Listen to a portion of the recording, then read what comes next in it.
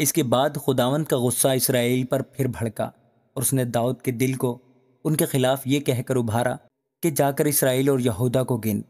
اور بادشاہ نے لشکر کے سردار یوآب کو، جو اس کے ساتھ تھا، حکم کیا کہ اسرائیل کے سب قبیلوں میں سے دان سے بیر سبا تک گشت کرو اور لوگوں کو گنو تاکہ لوگوں کی تعداد مجھے معلوم ہو۔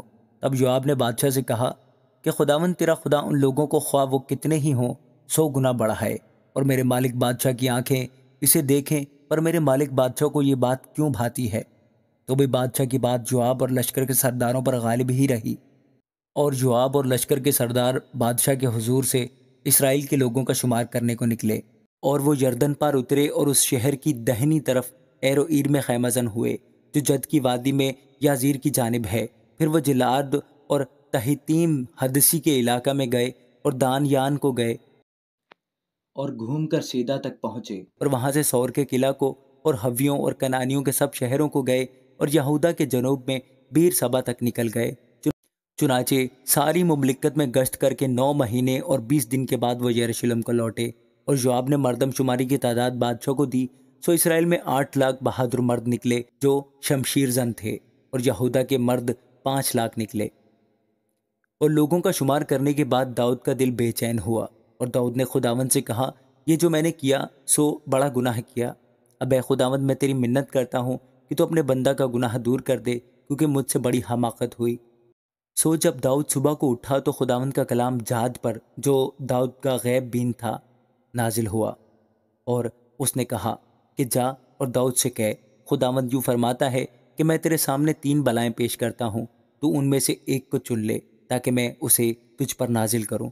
سو جاد نے داؤد کے پاس جا کر اس کو یہ بتایا، اور اس سے پوچھا، کیا تیرے ملک میں 7 برس قحط رہے، یا تو 3 مہینے تک اپنے دشمنوں سے بھاگتا پھرے اور وہ تجھے رگیدیں، یا تیری مملکت میں 3 دن تک مری ہو؟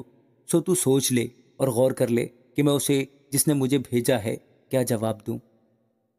داؤد نے جاد سے کہا، میں بڑے شکنجہ میں ہوں، ہم خداوند کے ہاتھ میں پڑیں، کیونکہ اس کی رحمت عظیم ہے، پر میں انسان کے ہاتھ میں نہ پڑوں۔ سو خداوند نے اسرائیل پر وبا بھیجی، جو اس صبح سے لے کر وقت معینہ تک رہی، اور دان سے بیر سبا تک لوگوں میں سے 70,000 آدمی مر گئے۔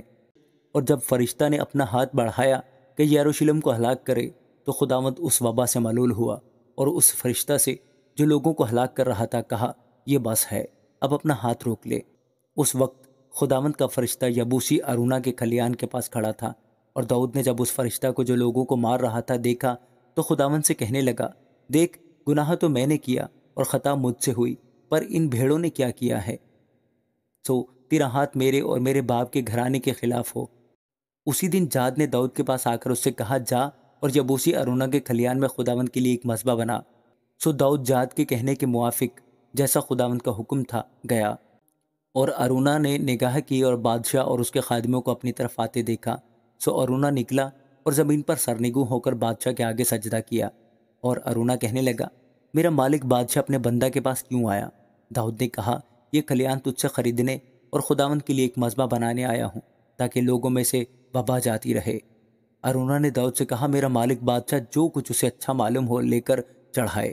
دیکھ، سوختنی قربانی کے لیے بیل ہیں، اور دائیں چلانے کے اوزار اور بیلوں کے سامان ایندھن کے لیے ہیں۔ یہ سب کچھ ہے بادشاہ۔ ارونا بادشاہ کی نظر کرتا ہے۔ اور ارونا نے بادشاہ سے کہا کہ خداوند تیرا خدا تجھ کو قبول فرمائے۔ تب بادشاہ نے ارونا سے کہا، نہیں، بلکہ میں ضرور قیمت دے کر اس کو تجھ سے خریدوں گا، اور میں خداوند اپنے خدا کے حضور ایسی سوختنی قربانیاں نہیں گزرانوں گا جن پر میرا کچھ خرچ نہ ہوا ہو۔ سو داؤد نے وہ کلیان اور وہ بیل چاندی کی 50 مسکالیں دے کر خریدے، اور داؤد نے وہاں خداوند کے لیے مذبح بنایا اور سوختنی قربانیاں اور سلامتی کی قربانیاں چڑھائیں، اور خداوند نے اس ملک کے بارے میں دعا سنی، اور وبا اسرائیل میں سے جاتی رہی۔ آمین۔